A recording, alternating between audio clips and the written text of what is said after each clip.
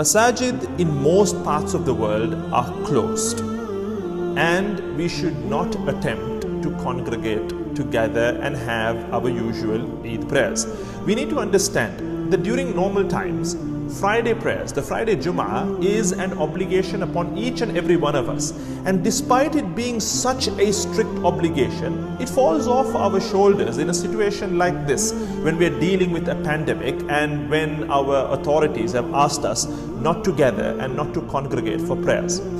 On the other hand, when you look at Eid prayers, they aren't obligatory like Friday prayers. They are considered an emphasized sunnah as per the teachings of Imam Shafi'i rahimahullah. So it makes all the more sense that during a pandemic and when our authorities have asked us not to gather, not to congregate, that we do not attempt to congregate for Eid prayers.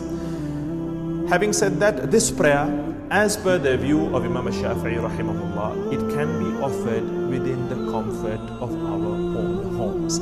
This prayer can be offered individually. This prayer can also be offered collectively. And when I say collectively, I don't mean all of the neighbors getting together and offering the prayer collectively. No, you need to stay at home, you need to stay safe.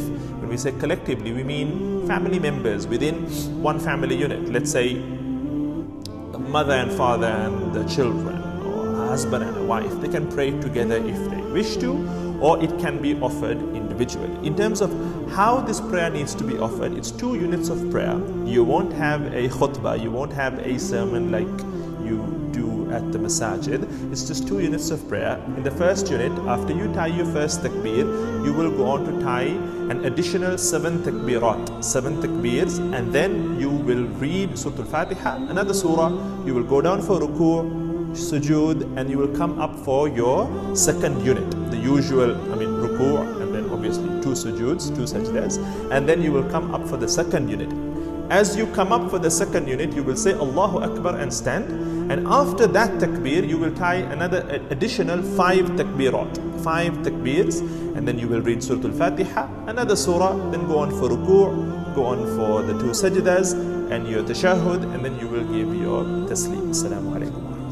Assalamu alaikum. And with that, you've fulfilled the sunnah of the Eid prayer in the comfort of your own home.